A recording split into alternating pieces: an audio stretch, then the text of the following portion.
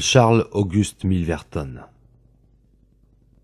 Voilà des années que ces événements se sont déroulés, et pendant longtemps, il m'eût été impossible de les raconter. Aujourd'hui, l'héroïne n'a plus de compte à rendre à la justice humaine, et je puis, sans inconvénient pour qui que ce soit, les publier, en modifiant bien entendu le nom des personnes et la date exacte des faits, afin de conserver l'incognito des acteurs. On nous verra, M. Sherlock Holmes et moi, sous un jour absolument inconnu.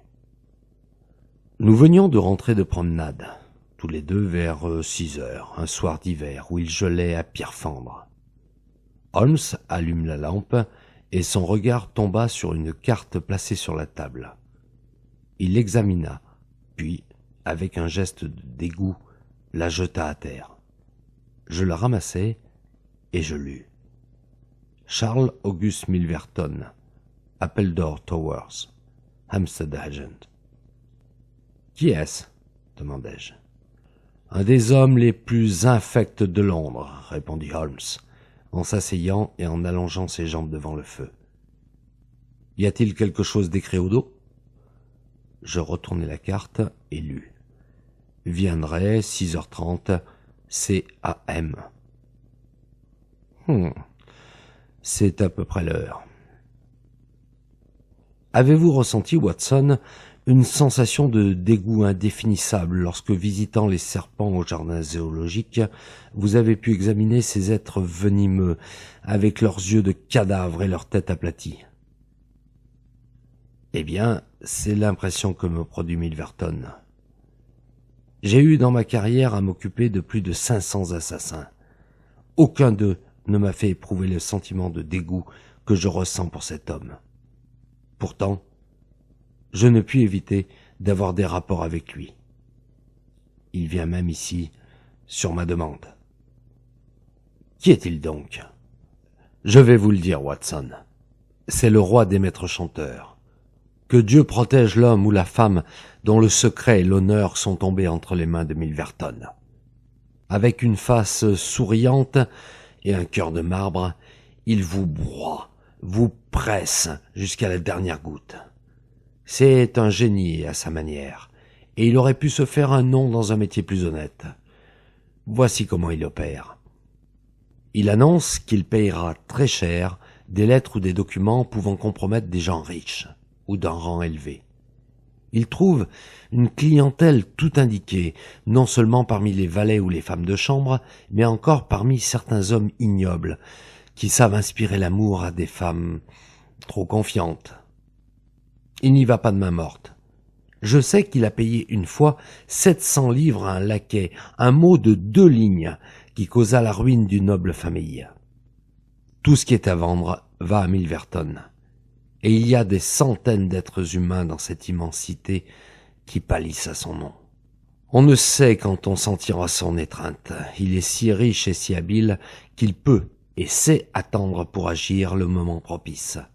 Il gardera son atout pendant des années pour l'abattre au moment où l'enjeu sera le plus élevé. Je vous ai dit que c'était l'homme le plus abject de Londres. Comment, en effet, pourrait-on comparer un de ces bandits assassinant un homme dans un moment de colère à ce personnage qui, méthodiquement, de sang-froid, torture l'âme, broie les nerfs, dans le but de grossir encore des sacs d'or déjà si gonflés? J'avais rarement entendu parler mon ami avec autant de chaleur. Mais cet individu-là, dis-je, ne tombe-t-il pas sous le coup de la loi? En droit, cela ne fait pas de doute, dit-il. Mais en fait, non.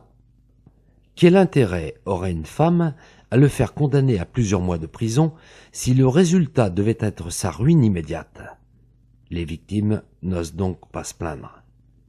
S'il lui arrivait de s'attaquer à une personne innocente, certes oui, nous pourrions le prendre sur le fait, mais il est rusé comme le diable en personne.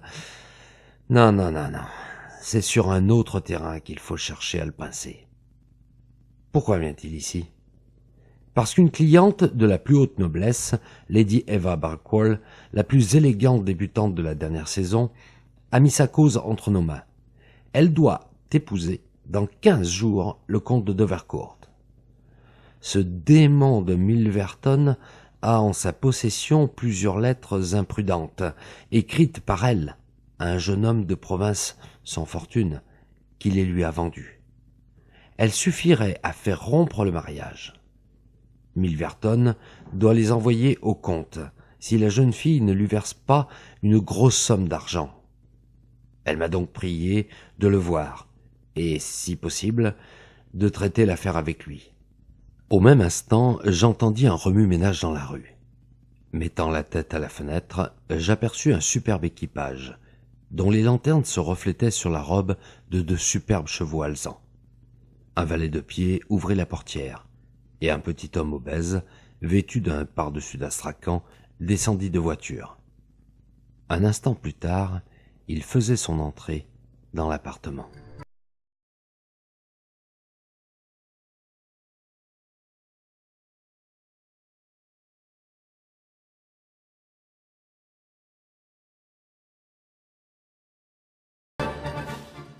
Charles-Auguste Milverton approchait de la cinquantaine. Il avait une tête large et intelligente, une figure ronde et rasée, un sourire faux figé sur ses traits, des yeux gris perçants qui brillaient à travers des lunettes d'or. Dans son aspect, il avait quelque chose de la bienveillance de Mr. Pickwick, que gâtait pourtant le mensonge de son sourire perpétuel et la dureté de son regard. Sa voix était mielleuse et douce, comme sa physionomie. Il s'avança, sa petite main grasse tendue vers nous, et s'excusa de ne pas nous avoir rencontrés lors de sa première visite. Holmes n'eut pas l'air d'apercevoir ce geste, et examina le personnage d'un air glacial. Le sourire de Milverton s'accentua. Il haussa les épaules, enleva son pardessus qu'il plia avec le plus grand soin, et le posa sur le dossier d'une chaise. Puis, il s'assit. « Ce monsieur ?» fit-il en me regardant. « Il n'y a pas d'indiscrétion? Est-ce bien correct ?»« Le docteur Watson est à la fois mon ami et mon associé. »« Très bien, monsieur Holmes.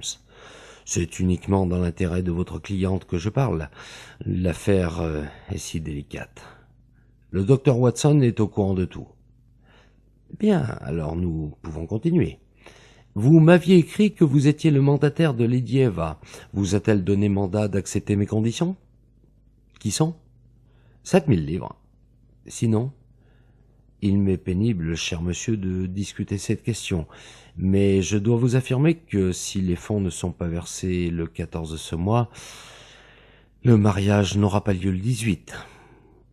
Son sourire insupportable était devenu plus mielleux encore. Holmes réfléchit un instant. « Vous me semblez, dit-il, prendre vos désirs pour des réalités. Je connais bien entendu le contenu de ces lettres. Ma cliente suivra certainement mes avis. Je lui conseillerai de raconter tout à son fiancé et de s'en remettre à ses générosités. » Milverton ricana. « Vous ne connaissez certainement pas le comte, dit-il. Je vis à l'expression de Holmes qui le connaissait fort bien. « Les lettres sont en somme bien innocentes. »« Elles sont plutôt légères, oui, plutôt légères, » répondit-il.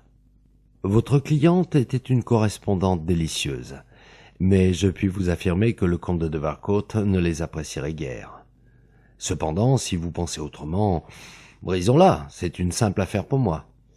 Si vous croyez qu'il soit de l'intérêt de votre cliente de les laisser remettre au comte, il serait stupide de votre part de me payer une aussi forte somme pour les avoir en votre possession. » Il se leva et prit son pardessus.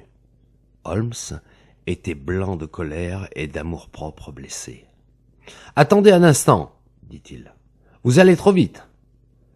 Certainement, dans une affaire aussi délicate, nous ferons tous nos efforts pour éviter un scandale. » Milverton se rassit.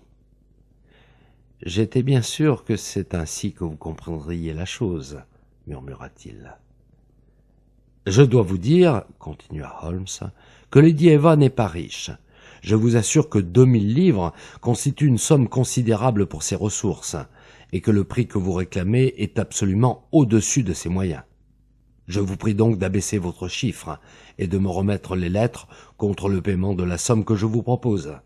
Il lui est impossible de la dépasser. » Milverton sourit encore.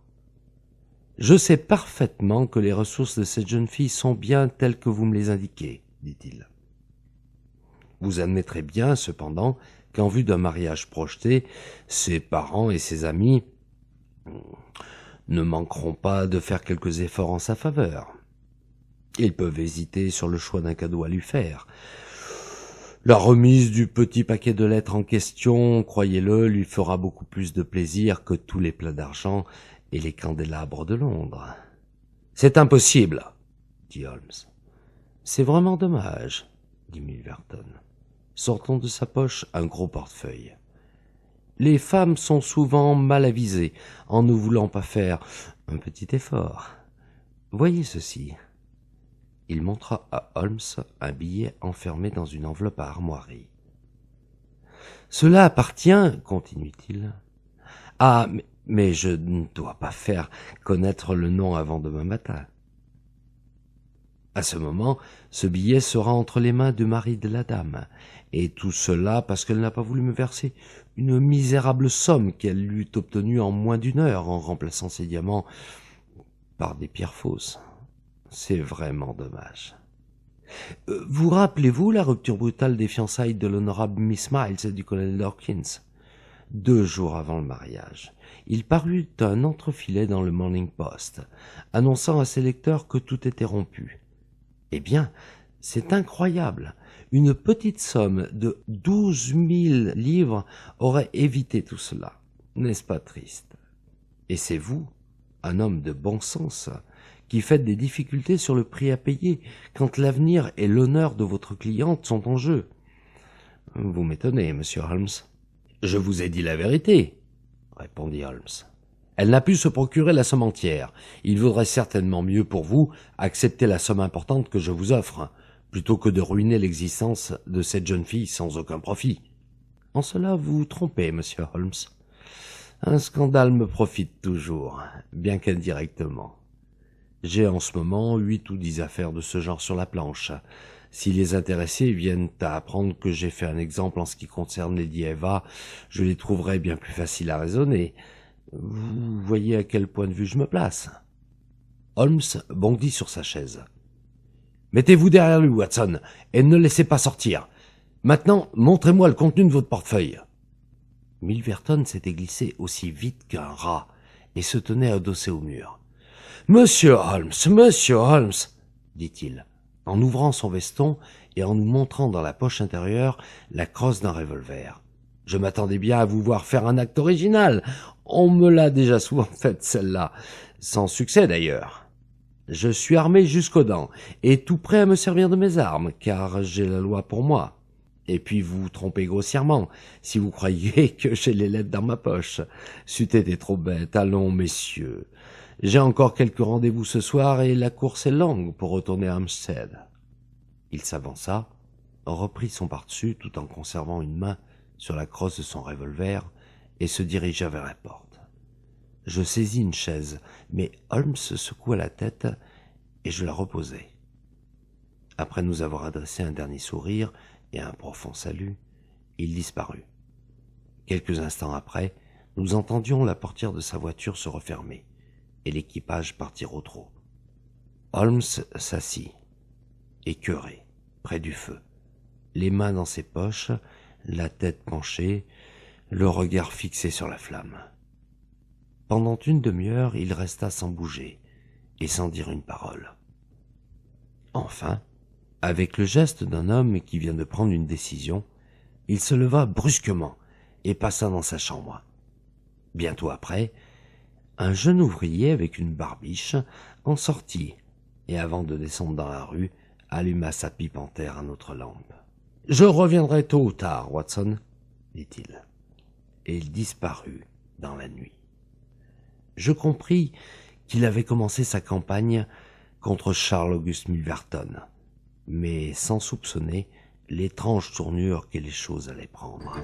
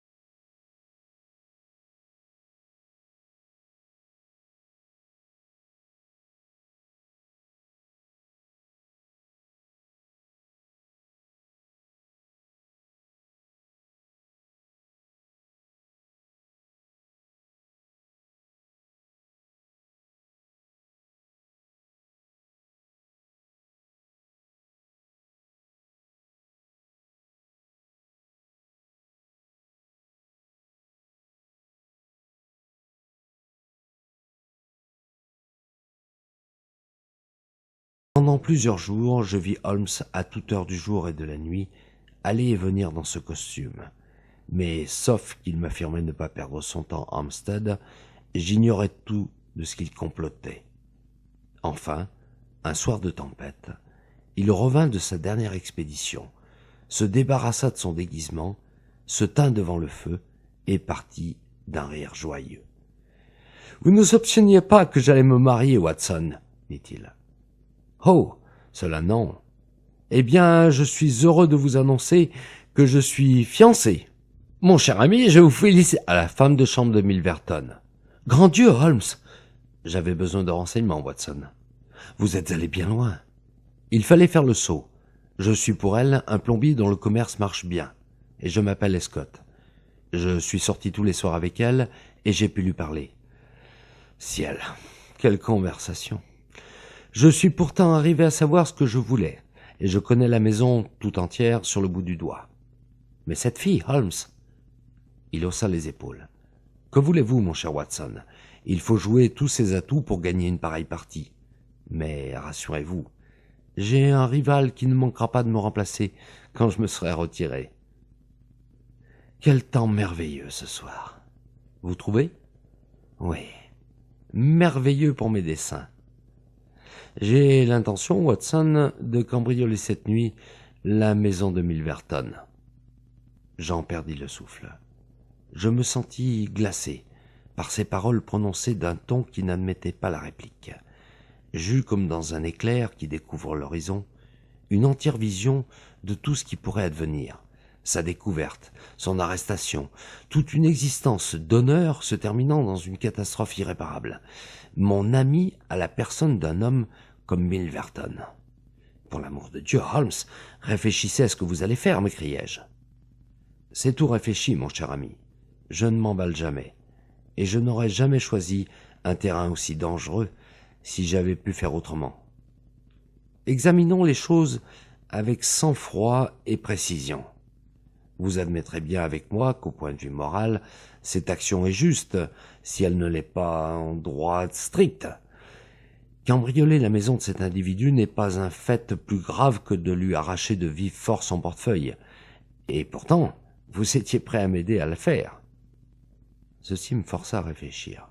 « Oui, dis-je, cela peut se justifier au point de vue moral si nous n'avons pas pour but que nous emparer de ces lettres dont il veut se servir dans un but illégal. Précisément, puisque vous estimez que la chose n'est pas contraire à la morale, il ne reste à envisager que la question des risques personnels à courir. Un galant homme n'a pas à se préoccuper de cette question lorsque c'est une femme affolée qui vient lui demander son appui. Vous vous mettez dans une position bien fausse. C'est vrai, mais cela fait partie des risques. Je ne vois d'ailleurs pas d'autre moyen possible pour reprendre ces lettres. Cette malheureuse femme n'a pas la somme suffisante, et elle ne peut se confier à aucun de ses parents. Demain est le dernier jour de grâce, et à moins que nous nous emparions cette nuit de la correspondance, le gredin tiendra parole et ruinera les projets de cet infortuné. Il me faut donc abandonner ma cliente à son triste sort, ou jouer ma dernière carte. Entre nous, Watson, c'est un duel entre Milverton et moi. Il a, comme vous le voyez, toutes les chances de son côté, mais mon amour-propre et ma réputation exigent que je gagne la partie. Tout cela ne me plaît pas, mais je crois que c'est nécessaire, répondis-je. Quand partons-nous? Vous ne m'accompagnez pas? Alors vous n'irez pas, répondis-je. Je vous donne ma parole d'honneur, et jamais je n'y ai manqué, que je sauterai dans un cab et me ferai conduire au bureau de police le plus proche pour vous dénoncer, à moins que vous ne me laissiez partager votre aventure. Mais vous ne pouvez m'être d'aucun secours. Qu'en savez-vous? Il est impossible de prévoir ce qui peut arriver. En tout cas, ma résolution est prise.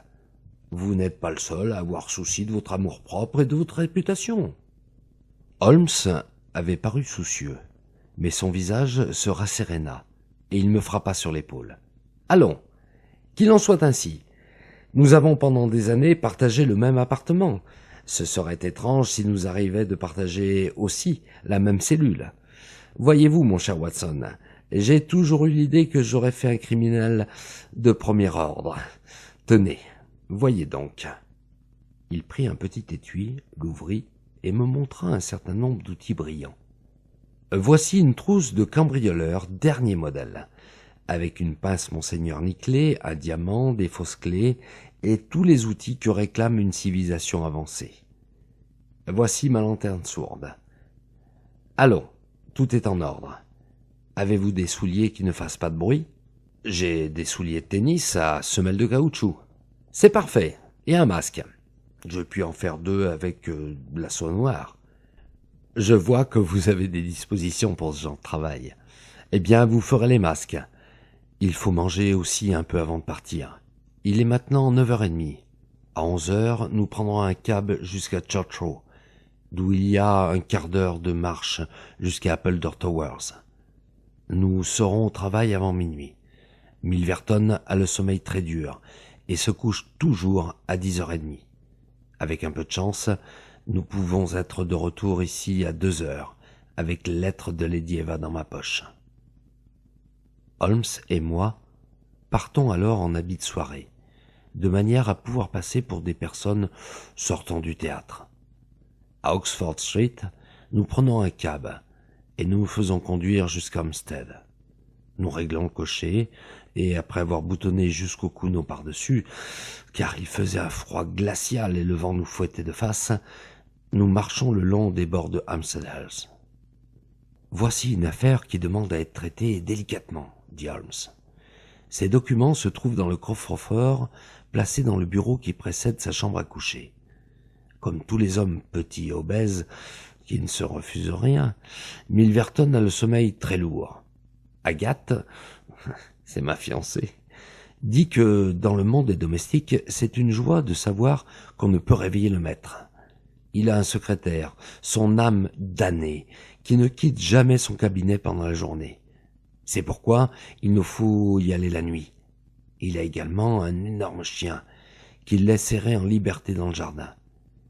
J'ai eu des rendez-vous avec Agathe ces 2 dernières nuits, et elle a mis l'animal sous clé afin de me donner le champ libre. Tenez, voici la maison, au milieu de cette propriété. Traversons la grille et cachons-nous dans les lauriers. C'est le moment de mettre nos masques. Vous voyez, il n'y a aucune lumière aux fenêtres. Tout marche donc à souhait.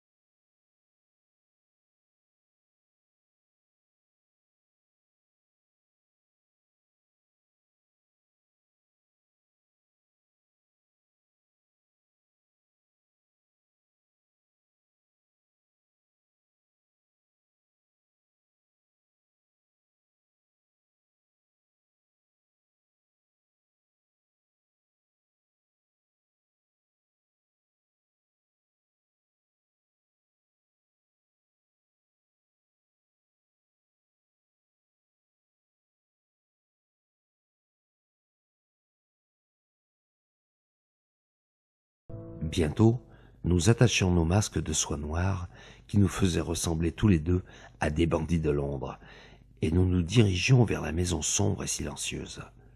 Une véranda, percée de 2 fenêtres et de 2 portes, s'étendait sur l'un des côtés. « Voici sa chambre à coucher », murmura Holmes. « Cette porte donne accès dans son cabinet. Ce serait par là qu'il faudrait entrer, mais elle est si bien verrouillée que nous ferions trop de bruit en essayant. Venez par ici. Voici une serre qui donne dans le salon. » La porte était fermée. Holmes fit sauter un carreau de vitre et put faire tourner la clé. Un instant après, nous étions devenus des criminels aux yeux de la loi. La température chaude de la serre et le parfum des fleurs exotiques nous prenaient à la gorge.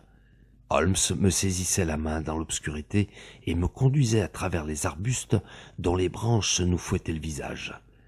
Il avait, par une longue habitude, accoutumé ses yeux à voir dans les ténèbres. Tout en me tenant la main, il ouvrait une porte et nous pénétrions dans une pièce où mon odorat me faisait percevoir l'odeur d'un cigare. Il tâtonna alors le long des meubles, puis ouvrit une autre porte qu'il ferma derrière nous. Je sentis contre la muraille des vêtements suspendus, et je me rendis compte que nous nous trouvions dans un vestibule. Nous le traversâmes, et Holmes ouvrit sans bruit une autre porte à droite. Quelque chose bondit sur nous. Mon sang ne fit qu'un tour. Je m'aperçus enfin, en souriant, que c'était un chat. Le feu brûlait dans la cheminée, et l'atmosphère était également imprégnée de tabac. Holmes marcha sur la pointe des pieds et m'attendit, puis, très doucement, referma la porte. Nous nous trouvions dans le cabinet de Milverton, séparés de la chambre à coucher par une seule portière. Le feu brillait et éclairait toute la pièce. J'aperçus près de la porte le bouton électrique. C'eût été une imprudence inutile de le tourner, car il faisait suffisamment clair. À côté de la cheminée se trouvait, couverte par un rideau épais, la fenêtre que nous avions aperçue de l'extérieur. De l'autre côté, la porte s'ouvrait sur la véranda. Un bureau, près duquel était placée une chaise tournante en cuir rouge, occupait le centre. En face, une bibliothèque surmontée d'un buste de Minerve. Dans un coin, entre la bibliothèque et le mur, un immense coffre-fort en bronze vert, sur lequel étincelait la flamme de la cheminée. Tel était l'ameublement. Holmes traversa la pièce, regarda le coffre-fort, puis se dirigea vers la porte de la chambre à coucher et introduisit la tête pour écouter. Aucun bruit ne s'y faisait entendre. Je pensais en moi-même qu'il serait prudent de se ménager une retraite par la porte extérieure, et je l'examinai. À mon grand étonnement, elle n'était ni verrouillée, ni fermée à clé. Je pris Holmes par le bras, et il retourna sa face couverte de son masque dans cette direction. Je le vis sursauter. Il était, évidemment, aussi surpris que moi-même. « Je n'aime pas cela », murmura-t-il à mon oreille. Je ne puis comprendre. En tout cas, nous n'avons pas le temps à perdre. « Puis-je vous être utile ?»« Oui, tenez-vous près de la porte. Si vous entendez venir quelqu'un, poussez le verrou, et nous partirons par où nous sommes venus. Si l'on entre par l'autre porte, nous nous sauverons par celle-ci, si notre affaire est terminée. Dans le cas contraire, nous nous cacherons sous les rideaux de la fenêtre. Comprenez-vous » Je fis un signe affirmatif et je me tins près de la porte. Mon premier sentiment de crainte était disparu, et je sentais un frisson d'intérêt plus puissant que lorsque nous agissions pour l'exécution des lois. Le but élevé qui nous avait guidés, l'idée que nous obéissions à un sentiment chevaleresque dans lequel l'égoïsme n'avait nulle part, le caractère odieux de notre adversaire, tout cela s'ajoutait à l'attrait de cette aventure de dilettante. Loin de me sentir coupable, je me réjouissais et m'exaltais à la pensée du danger que nous courions. Avec un sentiment d'admiration pour Holmes, je le regardais choisissant dans sa trousse les instruments nécessaires avec le sang-froid d'un chirurgien qui va procéder à une opération délicate. Je savais que l'ouverture d'un coffre-fort était un jeu pour lui, et je compris la satisfaction qu'il éprouvait à attaquer ce monstre de fer et d'or, ce dragon qui renfermait dans son sein la réputation et l'honneur de tant de femmes séduisantes. Après avoir relevé les manches de son habit, il posa son pardessus sur une chaise, prit 2 vrilles, une pince Monseigneur et plusieurs fausses clés. Je me tenais non loin de la porte, surveillant les entrées et prêt à toute éventualité, tout en n'ayant pas une idée bien arrêtée de ce que nous ferions si nous étions interrompus. Pendant une demi-heure, Holmes travailla avec une énergie soutenue, posant un outil pour en reprendre un autre et se servant de chacun avec la force et l'adresse d'un mécanicien consommé. Enfin, j'entendis un clic. La grande porte s'ouvrit, et j'aperçus un nombre considérable de petits dossiers, ficelés, scellés, et portant tous une inscription. Holmes en prit un, mais, comme le feu s'éteignait, il était difficile de le lire. Il sortit donc sa petite lanterne sourde, car Milverton, devant se trouver dans l'autre pièce, il eût été fort dangereux d'allumer l'électricité. Tout à coup, je le vis s'arrêter, immobile, et écouter attentivement. En un clin d'œil, il avait fermé la porte du coffre-fort, repris son pardessus, remis ses outils dans sa poche, et s'était caché derrière un des rideaux de la fenêtre en me faisant signe de l'imiter. Ce fut seulement en le rejoignant que je compris ce qui avait alarmé ses sens plus subtils que les miens. Un bruit se faisait entendre dans la maison. Une porte éloignée s'était fermée avec fracas. J'entends enfin un bruit de pas lourds qui s'approche rapidement. Il traverse la galerie, s'arrête à la porte qui s'ouvre. Un bruit métallique résonne dans l'obscurité. La lumière électrique jaillit, la porte se referme, et nous sentons l'odeur d'un cigare, tandis que les pas vont et viennent à quelques mètres de nous. Enfin, j'entends remuer une chaise. Les pas cessent. Une clé grince dans une serrure et je perçois un froissement de papier. Jusqu'alors, je n'avais pas osé regarder. Mais enfin, j'écartai doucement les rideaux et risquai un coup d'œil. Je sentais l'épaule de Holmes contre la mienne, et je comprenais que lui aussi observait. À 2 pas de nous, je distinguai le dos rond de Milverton. Il était évident que nous nous étions trompés sur ses agissements, qu'il n'avait pas mis le pied dans sa chambre à coucher, mais qu'il avait dû passer la soirée dans une salle quelconque de l'autre aile de la maison, dont nous n'avions pas aperçu les fenêtres éclairées. Sa tête grisonnante et chauve était juste dans notre axe. Il était étendu dans sa chaise en cuir rouge, les jambes allongées, et fumait un gros cigare. Il portait un veston d'appartement, couleur lit de vin, avec un col en velours noir, et tenait à la main un papier timbré qu'il lisait avec nonchalance, tout en lançant des bouffées de fumée. Son attitude confortable ne paraissait pas indiquer qu'il dût se décider bientôt à nous laisser le champ libre. Holmes me serra la main pour me rassurer.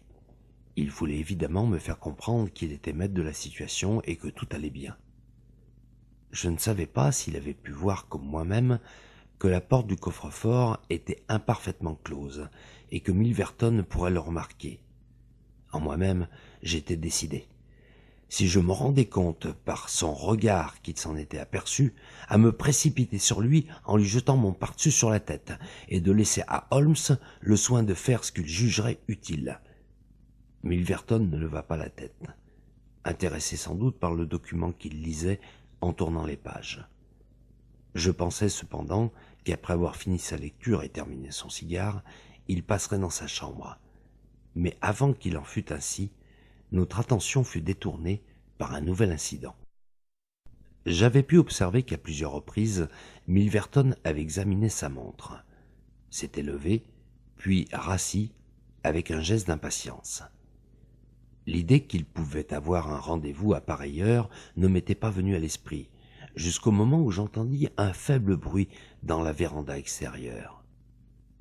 Milverton laissa tomber ses papiers et se tint droit sur son fauteuil. Le bruit se renouvela. Puis, j'entendis un léger coup frapper à la porte.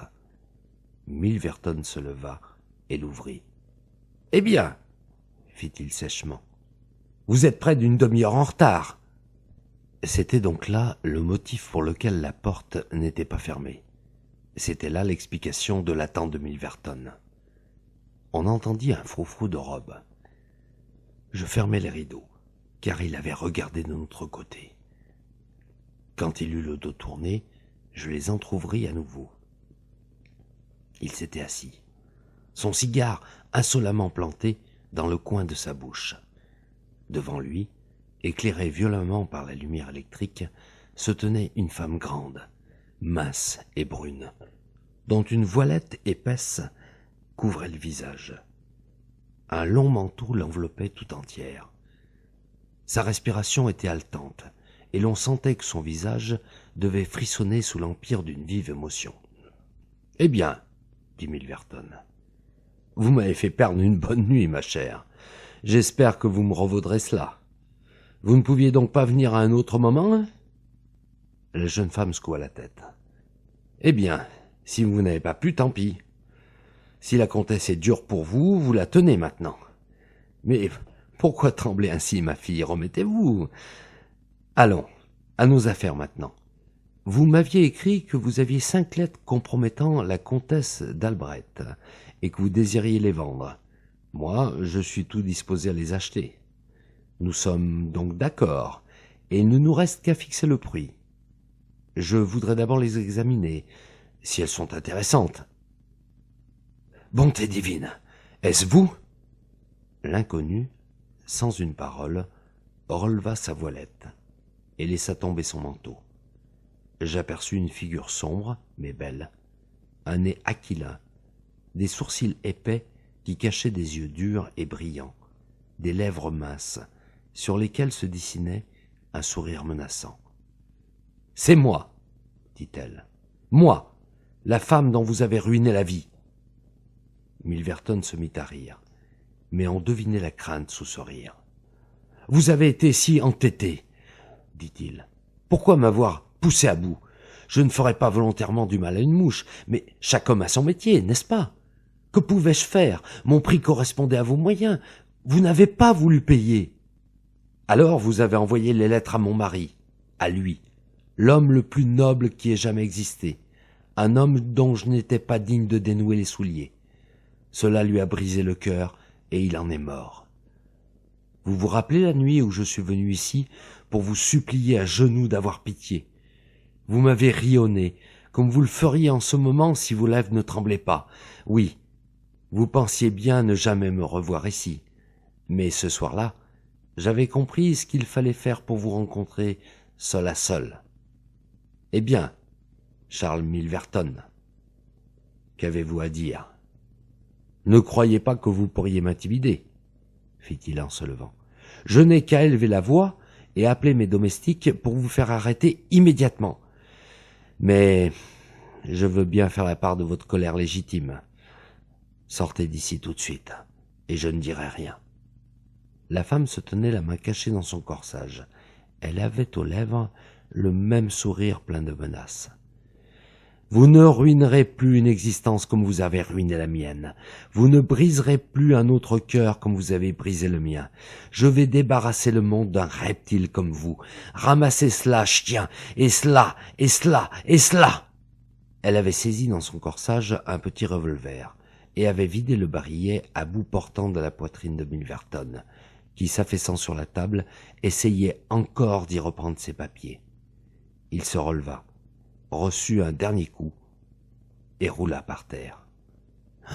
« Vous m'avez achevé, dit-il, et il ne bougea plus.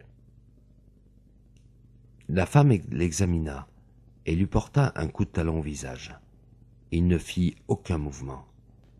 L'air frais de la nuit pénétra dans la pièce surchauffée. La vengeresse avait disparu. Rien ne pouvait sauver cet homme de son destin. Au moment où j'avais eu l'intention de me montrer pour enlever le revolver de cette femme, j'avais senti la main froide de Holmes saisissant mon poignet pour me retenir. J'avais compris la signification de cette étreinte. Nous n'avions pas à intervenir. C'était la justice qui punissait un bandit. Nous ne devions pas perdre de vue le but de notre œuvre.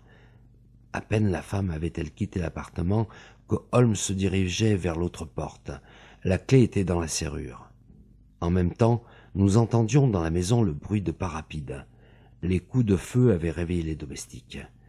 Avec un calme parfait, Holmes alla au coffre-fort, saisit un monceau de lettres dans ses bras et les jeta au feu. Il recommença cette opération jusqu'à ce que le coffre-fort fût vide. On avait frappé à l'extérieur de la porte et tourné la poignée. Holmes jeta un regard rapide autour de lui. La lettre qui avait été la cause de la mort de Milverton était sur la table, tachée de son propre sang. Holmes la jeta au milieu des papiers enflammés. Puis, il prit la clé de la porte extérieure, sortit après moi et la referma. « Par ici, Watson, nous pouvons escalader le mur du jardin, de ce côté. » Je n'aurais jamais cru que l'alarme eût pu être donnée aussi rapidement. En regardant derrière moi, j'aperçus la maison et l'examinai. La porte principale était ouverte, et l'on voyait des ombres noires qui sillonnaient l'avenue. Tout le jardin semblait animé. Un garçon poussa un cri d'appel en nous voyant sortir de la véranda et nous suivit de près. Holmes semblait connaître parfaitement les lieux, et il trouva également son chemin à travers un bosquet de jeunes arbres. Je le suivais tandis que le domestique essoufflé courait derrière moi. Un mur de 6 pieds nous barrait le passage. Mon ami le franchit d'un bond et je l'imitai, quand je me sentis saisi par la jambe. Un coup de pied vigoureux me débarrassa de cette étreinte, et je tombai de l'autre côté dans les buissons. En un instant, Holmes m'a relevé, et nous courons à travers Hampstead, pendant 2 miles au moins. Holmes s'arrête alors et écoute attentivement. Tout est silencieux derrière nous. Notre piste est perdue. Nous sommes sauvés.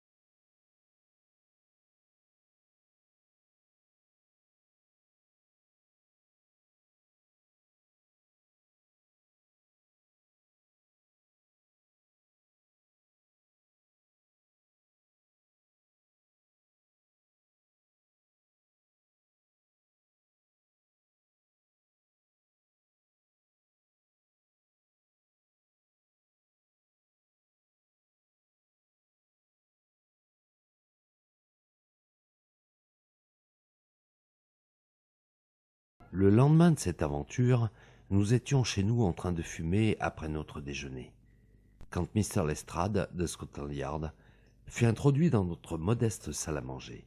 Il avait pris son air le plus solennel. « Bonjour, monsieur Holmes, bonjour, » dit-il.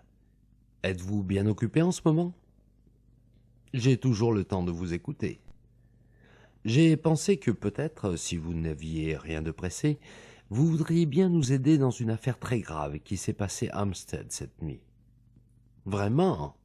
dit Holmes. « De quoi s'agit-il ?»« Un assassinat des plus corsés. Je connais votre habileté et je serais très heureux si vous vouliez nous accompagner à Appledore Towers pour nous donner votre avis. Ce n'est pas un crime banal. Il y a longtemps que nous nous occupions du Mr. Milverton. Entre nous, c'était une profonde canaille. Nous savions qu'il collectionnait des papiers en vue de chantage. Tous ces papiers ont été brûlés. Aucun objet de valeur n'a été touché. Il est donc probable que les assassins étaient des hommes du monde qui ont voulu empêcher un scandale. « Les assassins ?» dit Holmes. « Ils étaient plusieurs ?»« Oui, ils étaient 2. Et on a bien failli les prendre en flagrant délit. Nous avons l'empreinte de leurs pieds, leur signalement, et par conséquent 10 chances pour une de les découvrir. Le premier était très alerte, mais le second a été saisi par un aide-jardinier et n'a pu s'échapper qu'après s'être débattu. Il est de taille moyenne, fortement bâti, la mâchoire cassée, le cou épais, une moustache épaisse, un masque sur la figure. « C'est un peu vague, » dit Sherlock Holmes. Cela correspondrait aussi bien au signalement de Watson. C'est vrai, dit l'inspecteur en riant. Ce serait bien, là en effet, le signalement du docteur Watson. Je crains bien de ne pas pouvoir vous aider, dit Holmes. Je connaissais Milverton et le considérais comme un homme des plus dangereux de Londres. J'estime qu'il y a certains crimes que la loi ne peut atteindre, et qui justifient une vengeance privée. Non, c'est inutile d'insister, j'ai des idées arrêtées là-dessus. Ma sympathie serait plutôt pour les assassins que pour la victime, et je ne veux pas mêler de cette affaire. Holmes ne m'avait pas encore parlé du drame dont nous avions été les témoins, et je remarquai que, pendant toute la matinée, il était resté pensif.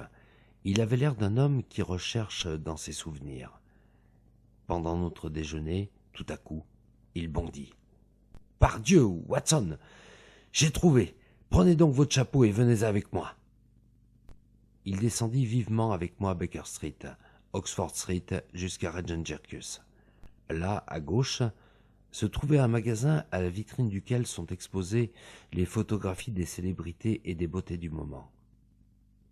Les yeux de Holmes se fixèrent sur l'une d'elles, et j'aperçus l'image d'une femme à la beauté royale et grandiose, en costume de cour avec un diadème de diamants sur sa noble tête.